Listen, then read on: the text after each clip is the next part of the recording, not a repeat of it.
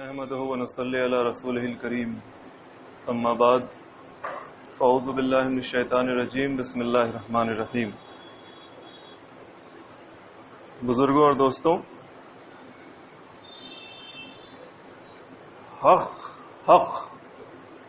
حق کا انحصار، حق کے بقا کا اور اس کے قیام کا، اس کے باقی اور اس کے قائم رہنے کا انحصار صبر پر ہے۔ صبر کی صفت اگر کسی انسان کے اندر نہیں ہے تو وہ اللہ کا بھی حق نہیں ادا کر سکتا ہے اور نہ بندوں کا حق ادا کر سکتا ہے۔ اور صبر کی یہ صفت باہر سے کسی پر تھوپی نہیں جا سکتی، کسی کے اوپر صبر تھوپا نہیں جا سکتا یا اوپر سے چپکایا نہیں جا سکتا۔ یہ چند عقائدی بنیادوں پر ڈیپینڈ کرتا ہے، اور وہ چند عقائدی بنیادیں کیا ہیں؟ پہلی بات تو یہ ہے کہ انسان اس بات کو اپنے ذہن کے اندر بٹھا لے، پیوست کر دے کہ جو کچھ بھی ہوتا ہے اللہ کے ارادے اور اس کی مشیت سے ہوتا ہے۔ صبر کے لیے جو عقائدی بنیاد ہے اس میں پہلی بات، جو کچھ بھی ہوتا ہے اللہ کے ارادے اور اس کی مشیت سے ہوتا ہے۔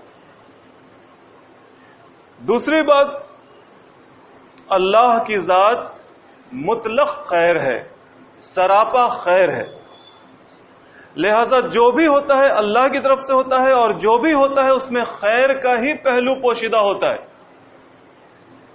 اگر ہم یہ دیکھتے ہیں کہ جو غلط ہے، باطل ہے، وہ پھل پھول رہا ہے، تو اس کا مطلب یہ نہیں ہے کہ اللہ تعالیٰ غلط کو پسند کرتا ہے، بلکہ اللہ تعالیٰ نے اگر اسے ڈھیل دے رکھی ہے تو اس کے پیچھے بھی کوئی خیر کا ہی پہلو ہے۔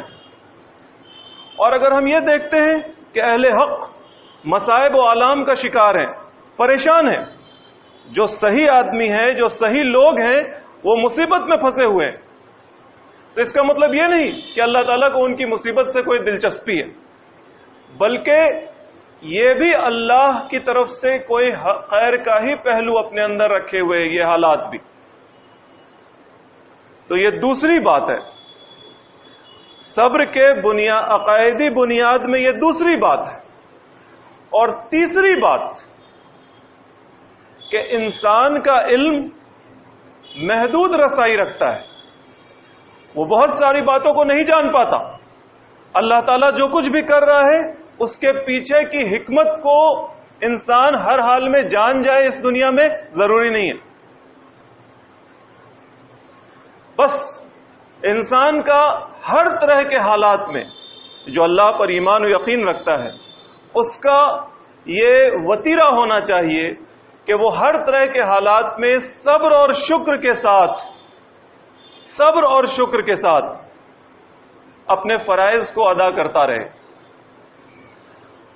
اور جو حالات کی تلخی ہے اس تلخی کے اندر جو چاشنی ہے اور شیرنی ہے، اس کے جو روح افزا جام اسے ملیں گے وہ آخرت پر چھوڑ دے، آخرت پر۔ کیوں؟ اس لیے کہ اس کا علم محدود رسائی رکھتا ہے، وہ ہر بات کی حکمت کو نہیں جان سکتا۔ یہ تین بات ایسی ہے جو انسان اگر اپنی طبیعت میں بٹھا کر رکھے تو اللہ تعالی کی طرف سے اسے صبر کے خزانے اور اس کی ان خزانوں کی کلید مل جاتی ہے، چابی مل جاتی ہے۔ آگے جن آیات کو ہم لوگ سنیں گے ان آیات میں موسیٰ علیہ السلام کی سرگزشت بیان کی گئی ہے، ان کے ایک تربیتی سفر کی۔ اللہ تعالیٰ نے ان کے ایک تربیتی سفر کی سرگزشت بیان کی ہے، اور وہ تربیتی سفر بھی اسی نوعیت کا تھا۔ جو قوم ملی موسیٰ علیہ السلام کو وہ انتہائی کمزور، بودی اور بزدل قوم تھی، اور جو دشمن ملا وہ انتہائی سفاک و جبار و قہار فرعون اور اس کی قوم۔ اس کا مقابلہ کرنے کے لیے صبر کی صفت کا ہونا بہت ضروری تھی. تو ظاہر ہے لیڈر جب اس صفت کو حاصل کر لے گا تو وہ اپنی قوم کی تربیت اسی رہنمائی پر کرے گا, اسی راستے پر کرے گا, اس کی رہنمائی کرے گا اسی راستے پر. ہمارے حالات, اور چونکہ سورہ کہف کا درس چل رہا ہے اور آج وہ قصہ شروع ہونے والا ہے جو موسیٰ علیہ السلام کا ہے, سورہ کہف کے تعلق سے ہم لوگ بار بار یہ سنتے ہیں بات کہ احادیث میں ذکر ہے کہ یہ دجالی فتنے سے بچاؤ اور اس کا توڑ ہے یہ. اور یہ بھی ہم لوگ روز کی گفتگو میں بات سنتے ہیں کہ زمانہ دجالی فتنے کا ہے, دجالی فتنہ چھایا ہوا ہے. تو اس سے جو بچاؤ کا اس کا جو توڑ ہے وہ سورہ کہف ہے. سورہ کہف کے مضامین اور اس کا پیغام اپنے اندر اپنے دماغ میں بٹھانا ہے ان لوگوں کو جو دجالی فتنے سے اپنے آپ کو بچانا چاہتے. اور جس طرح سے موسیٰ علیہ السلام کی قوم تھی اسی طرح سے ہم لوگ بھی ہیں. یہ بھی ایک حدیث کا مفہوم ہے کہ بالکل اسی طرح سے ہمارے بھی حالات ہوں گے. تو وہاں پر ان کی جو تربیت کی گئی بے عین ہی وہی تربیت ہمارے لیے بھی مطلوب ہے. اور جو حالات اور جو زمانہ اور اس کی جو شکایت ہے, یہ جو پردہ ہے, اس پردے کے پیچھے جو اللہ تعالیٰ کی حکمت کار فرما ہے اس پر یقین رکھنا ہوگا. ہمارے لیے اللہ تعالیٰ پردہ نہیں اٹھائے گا. وہ اللہ تعالیٰ نے موسیٰ علیہ السلام کو پردہ اٹھا کر کچھ دکھا دیا, لیکن ہمارے لیے پردہ نہیں اٹھے گا. ہمیں تو اللہ تعالیٰ نے جو موسیٰ علیہ السلام کے لیے پردہ اٹھا کر دکھایا اور جس کا ذکر محمد صلی اللہ علیہ وسلم پر نازل کی ہوئی کتاب کے اندر کیا, ہمیں اس پر یقین اور ایمان رکھتے ہوئے اپنی تربیت کرنی. یہ پردہ تھا نا. دنیا میں جو کچھ بھی ہو رہا ہے وہ اللہ تعالیٰ کی مشیت اور اس کے ارادے سے ہوتا ہے, اور جو کچھ بھی ہو رہا ہے وہ اچھا برا ہر طرح کا معاملہ ہو رہا ہے. ہر چیز کے پیچھے کی حکمت اور اس کے خیر کو ہم نہیں سمجھ سکتے, انسان نہیں سمجھ سکتا. لیکن اللہ تعالیٰ نے اپنے نبی کی تربیت کے لیے اس پردے کو اٹھایا اور دکھایا کہ پیچھے دیکھو یہ بات ہے. وہ سامنے میں جو دکھ رہا ہے اس آدمی پر مصیبت آئی, پردہ اٹھا تو دکھا کہ اچھا ایک فرشتہ مصیبت لا رہا ہے. یہ بچہ مر گیا, سامنے میں دکھا کہ ایک بچہ مر گیا. پردہ اٹھا کے اللہ تعالیٰ نے دکھایا کہ اچھا اس کو موت یوں دی گئی, اس کے پیچھے یہ حکمت ہے, اس کے پیچھے یہ خیر ہے. ایک بات یہ ہے, چونکہ آج کا مضمون بہت زیادہ ہی اہمیت کا حامل ہے, اس کو اٹینٹو ہو کر سننے کی ضرورت ہے. اور ہو سکتا ہے کہ 5-10 منٹ زیادہ بھی ہو جائے. دوسری بات جو یہ پہلے سے تمہید کے طور پر ذہن میں رکھنے والی ہے وہ یہ کہ اللہ تعالیٰ جو اپنا حکم بھیجتا ہے جس طرح کا بھی, وہ پہلے بڑے قسم کے فرشتوں کے پاس پہنچتا ہے. سردار فرشتے, ملا اعلی سردار فرشتے. پھر وہ سردار فرشتے ان حکموں کو یا ان احکام کو چھوٹے فرشتوں کو بانٹ دیتے ہیں, اور وہ چھوٹے فرشتے لے کر وہاں سے نیچے آتے ہیں, اور پھر جس کے ساتھ جو معاملہ کرنا ہے, کوئی بیمار پڑ رہا ہے, کسی کے ساتھ اچھا ہو رہا ہے, کسی کے ساتھ برا ہو رہا ہے, کوئی مر رہا ہے, کوئی جی رہا ہے, یہ سب چیزیں ہو رہی ہیں, وہ چھوٹے فرشتے اس کے پیچھے کے پروسیس کو انجام دے رہے ہوتے ہیں.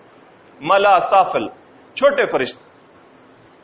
اور یہی وہ حکمت ہے, یہی وہ چیز ہے پردے کے پیچھے جسے انسان نہیں دیکھتا, کوئی نہیں دیکھتا. وہ پردہ اٹھتا ہے تو دیکھتا ہے اچھا موت, جیسے موت کے بارے میں تو بہت مشہور ہے, فرشتے آتے ہیں اور روح قبض کر کے جاتے ہیں, لیکن کون دیکھتا ہے فرشتوں کو؟ لیکن اگر وہ پردہ اٹھا دیا جائے, فرشتے دکھنے لگیں, تب تو آدمی سب کچھ بات مان لے گا. ایسا ہی کچھ موسیٰ علیہ السلام کے ساتھ اللہ تعالیٰ نے کیا. اللہ تعالیٰ ارشاد فرما رہے ہیں, اعوذ باللہ من الشیطان الرجیم, بسم اللہ الرحمن الرحیم. وَإِذْ قَالَ مُوسَىٰ لِفَتَاهُ لَا أَبْرَحُ حَتَّىٰ أَبْلُغَ مَجْمَعَ الْبَحْرَيْنِ أَوْ أَمْضِيَ حُقُبًا. اے محمد صلی اللہ علیہ وسلم, ان لوگوں کو موسیٰ علیہ السلام کا وہ واقعہ سناؤ. یہ ساری باتیں ان بریکٹ ہیں جو ہم نے ان کے تربیت کے لیے ان کو ایک سفر میں اپنے ایک خاص بندے کے پاس بھیجا تھا اور اس کے ساتھ ایک سفر کروایا تھا تاکہ حکمت کے راز کھل سکیں. سنو اس واقعے کی خبر، اس کی خبر دو کہ جب موسیٰ نے اپنے شاگرد سے، نوجوان ساتھی سے جو ان کے ساتھ چلے تھے اس سفر میں شروع میں، ان سے کہا لا ابرہ حتی ابلغ مجمع البحرین او امضی حقبہ، میں ٹھہروں گا نہیں یا میں چلتا ہی چلوں گا یہاں تک کہ میں 2 دریاؤں کے سنگم تک پہنچ جاؤں، او امضی حقبہ، یا پھر میں چلتا ہی رہوں گا. اگر وہ 2 دریا کا سنگم نہ ملا تو میں مدتوں چلتا رہوں گا. اللہ تعالیٰ کی طرف سے حکم انہیں ملا تھا نا اس چیز کے لیے، اور وہ بندے کی طرف پہنچنے کے لیے جس کے ساتھ ان کو کچھ کرنا سیکھنا تھا. فلما جاوزا، پھر جب وہ دونوں بڑھے، قال لفتاہ آتنا غداءنا لقد لقینا من سفرنا ھذا نصبا، تو موسیٰ علیہ السلام نے اپنے شاگرد سے کہا کہ آتنا غداءنا، لاؤ ذرا ہمارا ناشتہ جو ناشتے کے لیے لے کر چلے ہیں. لقد لقینا من سفرنا ھذا نصبا، اس سفر نے تو ہمیں تھکا دیا ہے، تھکاوٹ ہو گئی ہے اور بھوک لگنے لگی ہے، ناشتہ لاؤ. قال، تو ان کے اس نوجوان ساتھی نے کہا ارائیت اذ اوینا الی الصخرۃ، کیا بتائیں آپ کو جب ہم لوگ اس پتھر کے پاس ٹکے ہوئے تھے، تھوڑی دیر آرام کر رہے تھے، فإنی نسوت الحوت، تو ناشتے میں جو بھنی ہوئی مچھلی لے کر آئے تھے ہم بھول گئے اس کو وہاں پر رکھ کے اٹھانا. وما انسانی ہو الا الشیطان ان اذکرہ، اور یہ شیطان ہی تھا جس نے مجھے بھلا دیا کہ میں آپ سے یہ بات کہوں. وہ نوجوان ساتھی مچھلی بھول گئے، پھر واپس گئے ہوں گے لانے، تو انہوں نے جو دیکھا واقعہ، وہ واقعہ بیان کرنا موسیٰ علیہ السلام سے وہ بھول گئے. اور اب جب موسیٰ علیہ السلام نے مانگا کہ لاؤ ناشتہ ہمارا، آتنا غداءنا، تو وہ جواب دے رہے ہیں کہ ارے آپ کو کیا بتائیں، دیکھیے کہ ذرا وہ اس وقت مچھلی بھول گئے تھے اور واپس جب ہم لانے کے لیے گئے تو کیا دیکھتے ہیں، واتخذ سبیلہ فی البحر عجبا، وہ مچھلی جو ناشتے کے لیے ہم لوگ لے کے چلے تھے وہ بڑے عجیب طریقے سے راستہ بنا کر سمندر میں چلی گئی، پانی میں چلی گئی. قال، تو موسیٰ علیہ السلام کہتے ہیں ذالک ما کنا نبغی، ارے وہی تو ہے جو ہمیں مطلوب ہے، وہی جگہ. کہاں پر مچھلی نکلی؟ گویا ان کو اللہ تعالیٰ کی طرف سے یہ وحی ہوئی تھی کہ ایسا جب ہوگا تو وہی جگہ ہے جہاں پر وہ بندہ، میرا خاص بندہ تمہیں ملے گا. فرتد علی آثارہما قصصا، تو وہ اپنے فٹ پرنٹس کو، اپنے پیر کے نشانوں کو دیکھتے ہوئے واپس گئے جہاں پر وہ مچھلی پانی میں واپس گئی تھی، بھنی ہوئی کھانے کے لیے جو آئی تھی. فوجد عبدا من عبادنا آتیناہ رحمتا من عندنا وعلمناہ من لدنا علما، تو پھر وہاں پر انہوں نے پایا ہمارے ایک خاص بندے کو، عبدا من عبادنا، ہمارے بندوں میں سے ایک خاص بندہ، آتیناہ رحمتا من عندنا، جس کو ہم نے اپنی طرف سے ایک رحمت خاص سے نوازا تھا، وعلمناہ من لدنا علما، اور ہم نے اس کو اپنی طرف سے خاص علم دیا تھا. وہی خاص بندہ جو پردہ اٹھا کر موسیٰ علیہ السلام کو دکھائے گا کہ دیکھیے پیچھے کیا رہتا ہے اور سامنے میں کیا دکھتا ہے. پیچھے دکھ رہا ہے کہ بنی اسرائیل، سامنے دکھ رہا ہے کہ بنی اسرائیل پٹ رہی ہے، اور سامنے دکھ رہا ہے کہ فرعون جو ہے وہ چڑھا ہوا ہے، اور اس کے پیچھے کا پردہ اور اس کا جو خیر ہے، وہ پردہ اٹھا کر اس کے پیچھے کا جو خیر ہے وہ یہ بندہ دکھائے گا. قال لہ موسیٰ، تو موسیٰ علیہ السلام نے اپنے اللہ کے اس خاص بندے سے اس کے لیے کہا هل اتبعک علی ان تعلمنی مما علمت رشدا، کیا میں آپ کے ساتھ ساتھ چلوں تاکہ آپ مجھے سکھائیں وہ خاص علم جو اللہ تعالیٰ نے راہ راست والا خاص علم آپ کو دیا ہے، صحیح رہنے کے لیے صبر والا خاص علم جو آپ کو دیا ہے، وہ علم آپ مجھے بھی اس میں سے کچھ سکھائیں، کیا میں آپ کے ساتھ ساتھ چلوں؟ قال، تو وہ خاص بندہ کہتا ہے انک لن تستطیع معی صبرا، لیکن آپ میرے ساتھ چلیں گے تو صبر نہیں کر پائیں گے، برداشت نہیں ہوگا آپ سے. وَكَيْفَ تَصْبِرُ عَلَىٰ مَا لَمْ تُحِطْ بِهِ خُبْرًا، اور ہو بھی کہہ سکتا ہے برداشت آپ کو جبکہ آپ کو اس کی خبر نہ ہو.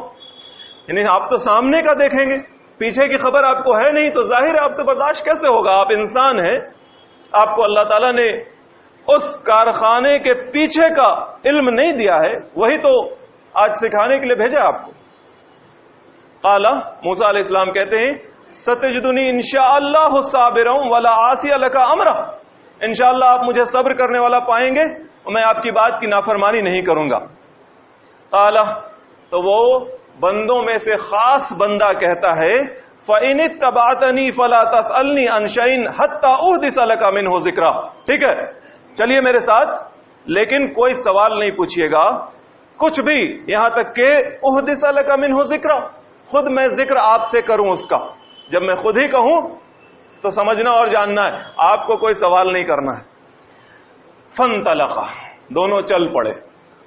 حتی اذا رکبا فی السفینۃ غرقھا، یہاں تک کہ کشتی آئی، کشتی میں سوار ہوئے دونوں، اور وہ بندہ خاص جو تھا اس نے غرقھا، اس کشتی کے اندر چھید کر دیا. وہ بیٹھا اور ایک پٹرے کو اکھاڑ دیا، چھید کر دیا. قال اخرقتها لتغرق اهلها، موسیٰ علیہ السلام بول پڑے. انسان ہے اور سامنے ساتھ والا ساتھی یوں کر رہا ہے، موسیٰ علیہ السلام بول پڑے آپ نے تختہ اکھاڑ دیا، چھید کر دیا تاکہ لتغرق اهلها، اس میں بیٹھے ہوئے تمام لوگوں کو ڈبا دیجئے، کشتی ڈوب جائے. لقد جئت شيئا امرا، تو بڑی عجیب حرکت کی ہے آپ نے، بیٹھے اور تختہ اکھاڑ دیا یا چھید کر دیا کشتی میں. قال، تو اس بندوں میں خاص بندے نے کہا الم اقل لک لن تستطیع معی صبرا، کیا میں نے کہا نہیں تھا کہ آپ میرے ساتھ چلیں گے تو صبر نہ کر پائیں گے؟ قال لا تؤاخذنی بما نسیت ولا ترهقنی من امری اسرا. تو موسیٰ علیہ السلام کہتے ہیں کہ اچھا ٹھیک ہے، مجھے مت پکڑیے میری غلطی پر، جو میں بھول گیا تھا اس پر میری پکڑ مت کیجیے، اور میرے معاملے میں تنگی مت دکھائیے گا. یعنی تھوڑا ہم سے پوچھ گچھ ہم کر لیں گے تو زیادہ آپ تنگی مت دکھائیے گا اس معاملے میں. فانطلقا، پھر دونوں چلے. حتی اذا لقی غلاما فقتلہ، یہاں تک کہ ایک لڑکا ملا، بچہ ملا، اور وہ بندوں میں سے خاص بندہ جو تھا اس نے اس بچے کو مار دیا.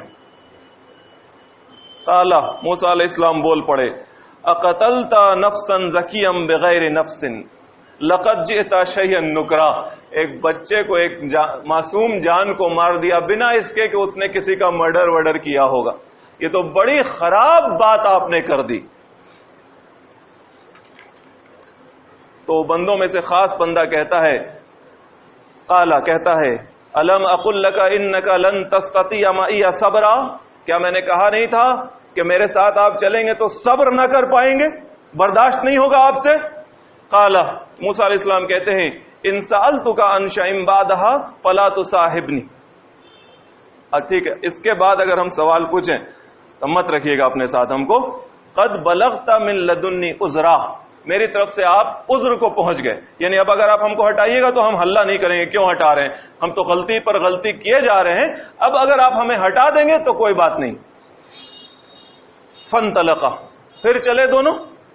حتی اذا اتیا اہل قریۃ استطعما اہلہا، یہاں تک کہ ایک بستی پر پہنچے اور اس بستی والوں سے کھانے کے لیے کچھ مانگا. فابوا، بستی والے بڑے سنگ دل تھے، انہوں نے مہمانوں کی ضیافت سے انکار کر دیا، نہیں کھلائیں گے. 2 آدمی گاؤں پہنچا، کچھ کھانے کو مانگ رہا ہے، جو بظاہر آدمی ہے کھانے کو مانگ رہا ہے، بستی والوں نے کہا نہیں دیں گے کھانا.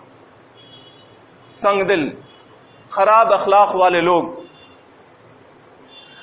ان یضیفہما فوجد فیہا جدارا یرید ان ینقض فاقامہ، انہوں نے انکار کر دیا اس بات سے کہ ان یضیفہما، ان دونوں کی وہ ضیافت کریں.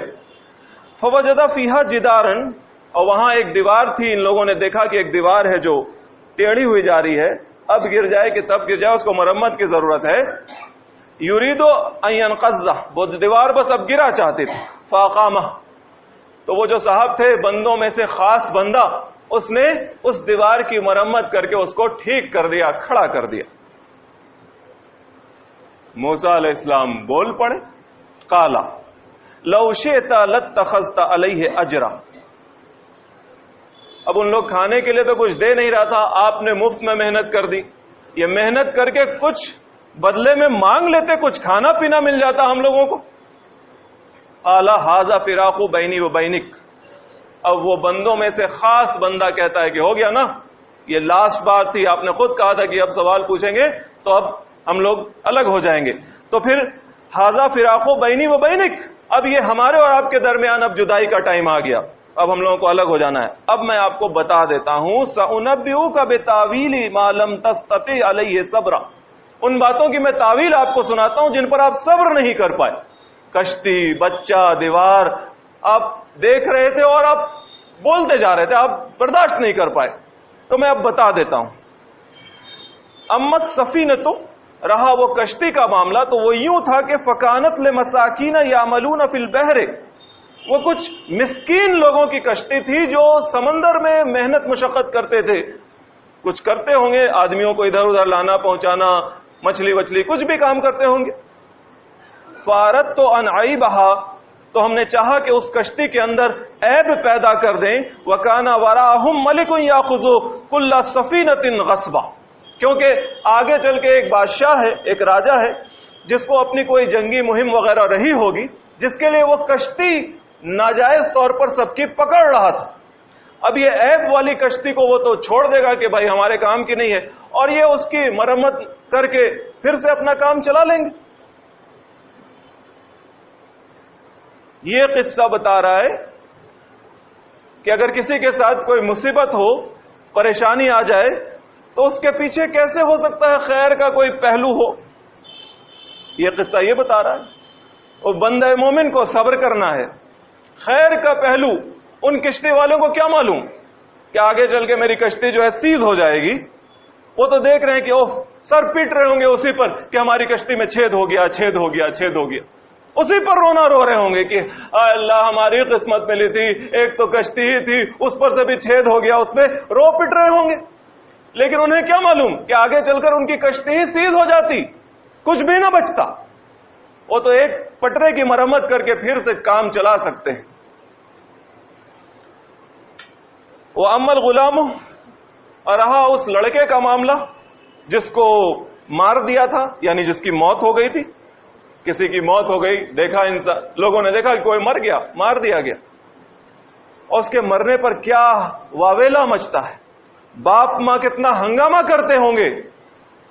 اللہ تعالیٰ اپنے اس خاص بندے کے ذریعے جو علم دے رہا ہے اور بتا رہا ہے، اور اس کے پیچھے جو خیر کا پہلو ہے اس کا ذکر کر رہا ہے. یوں وَأَمَّا الْغُلَامُ، رہا اس بچے کا، اس لڑکے کا معاملہ، فَكَانَ أَبْوَاهُ مُؤْمِنَيْنِ، اس کے ماں باپ اچھے لوگ ہیں، ماں باپ نیک بخت ہیں، ایمان رکھنے والے ہیں.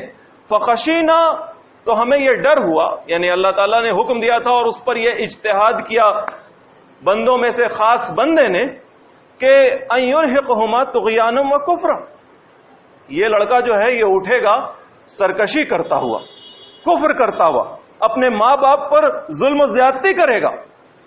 فَأَرَدْنَا أَن يُبْدِلَهُمَا رَبُّهُمَا خَيْرًا مِّنْهُ زَكَاةً وَأَقْرَبَ رُحْمًا، تو پھر ان کے رب نے یہ چاہا کہ اس بچے کے بدلے انہیں ایک اچھا بدلہ دے دے، اچھا بچہ دے دے.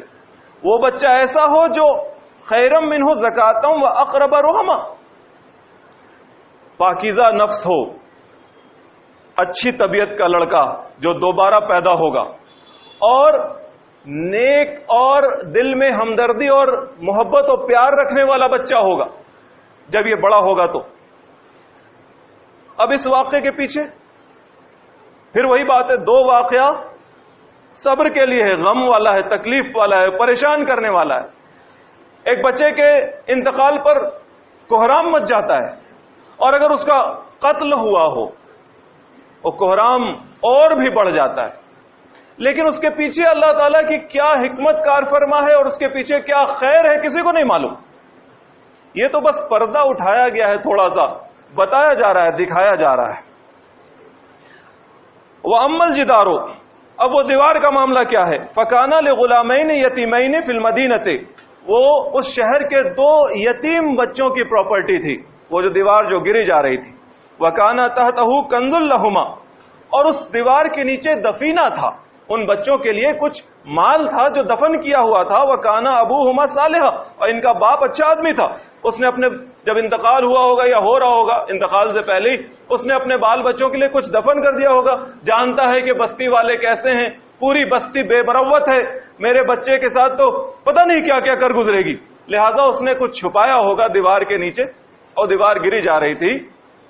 فَأَرَادَ رَبُّكَ، تو آپ کے رب نے یہ ارادہ کیا، أَن يَبْلُغَ أَشُدَّهُمَا، کہ جب یہ بچے جوان ہو جائیں، جوانی کو پا جائیں، وَيَسْتَخْرِجَ كَنزَهُمَا، تو پھر وہ ان کا جو دفینہ ہے وہ اس کو نکال لیں. جوان ہو کر جب نکالیں گے تو کوئی ان سے چھین نہیں سکتا ہے. بچوں میں تو بچہ ہے تو لوگ چھین سکتے ہیں. رحمتم من ربک، یہ سب کچھ آپ کے رب کی رحمت کے تحت ہوا ہے. کشتی میں چھید ہو جانا آپ کے رب کی رحمت کے تحت ہوا ہے. اس بچے کا قتل کیا جانا آپ کے رب کی رحمت کے تحت ہوا ہے. اور وہ گرتی دیواروں، برے لوگوں کے ساتھ اچھا کر جانا، برے لوگوں کی بستی میں اچھا کر جانا، گرتی دیوار کو کھڑا کر جانا، یہ آپ کی رب کی رحمت کے تحت ہوا ہے. وما فعلته عن امری، یہ میرا اپنا کوئی کام نہیں ہے، میں نے اپنے سے کچھ نہیں کیا. وہ تو بندوں میں سے خاص بندے ہیں. وہ مولانا سعید پالن پوری صاحب کی تفسیر ہے ہدایت القرآن، اس میں انہوں نے لکھا کہ وہ بندہ جس کا نام خضر آتا ہے وہ ملائے سافل میں سے ہے، وہ چھوٹے فرشتوں میں سے ہے جو ایسے ہی دیوار کے پردے کے پیچھے کے کام کو کرتا ہے. اور اللہ تعالیٰ نے اس کے ذریعے یہ دکھلوا دیا کہ اچھا دیکھو پردے کے پیچھے کیا ہو رہا ہے اور سامنے تم کیا دیکھ رہے ہو. تو وہ یہ کہتا ہے کہ وما فعلته عن امری، میں نے اپنے سے کچھ بھی نہیں کیا، یہ سب تو رحمتم من ربک، آپ کے رب کی رحمت ہے. ذالک تاویل ما لم تسطع علیہ صبرا، یہ وہ سب چیزیں ہیں، ان کی تعویل ہے جس پر آپ صبر نہیں کر پائے. اس واقعے سے ہم لوگوں کو صبر کی تعلیم حاصل کرنی چاہیے. صبر، شروع میں جو بات آئی اس کو پھر سے اپنے ذہن میں دوہرا لیں. حق کے بقا اور قیام کا انحصار کلی طور پر صفت صبر پر ہے. جس انسان کے اندر، جس گروہ کے اندر، جس قوم کے اندر صبر کی صفت نہ ہوگی وہ اللہ کا حق نہ ادا کر پائے گا اور نہ دوسرے بندوں کا حق ادا کر پائے گا. صبر کی صفت حاصل کرنے کے لیے 3 باتوں کو اپنے دماغ میں بٹھا لینا ہے، ٹھوک لینا ہے، پیوست کر لینا ہے. وہ پہلی بات یہ کہ جو بھی ہوتا ہے اللہ کے ارادے سے اور اس کی مشیت سے ہوتا ہے. جو بھی ہوتا ہے، بچے کا مرنا، کشتی میں چھید کا ہونا اور دیوار کا ٹھیک ہو جانا، جو کچھ بھی ہوتا ہے سب اللہ کے ارادے اور مشیت سے ہوتا ہے. دوسری بات یہ کہ اللہ تعالیٰ مطلق خیر ہے، سراپا خیر ہے، اس کے ارادے اور مشیت سے کچھ خراب نہیں ہوتا. جو کچھ بھی ہمیں خراب دکھ رہا ہوتا ہے اس کے پیچھے بھی خیر کا پہلو ہوتا ہے. جیسے کشتی کا خراب ہو جانا اور بچے کا قتل کیا جانا، اس کے پیچھے بھی خیر کا پہلو. اور جو کچھ بھی ہمیں اچھا دکھ رہا ہوتا ہے اس کے پیچھے بھی خیر ہی کا پہلو ہے. بہرحال سامنے بھی بات آتی ہے، باطل کا پھلنا پھولنا، ظلم و زیادتی کرنا، اس کے پیچھے بھی خیر کا ہی کوئی نہ کوئی پہلو ہے.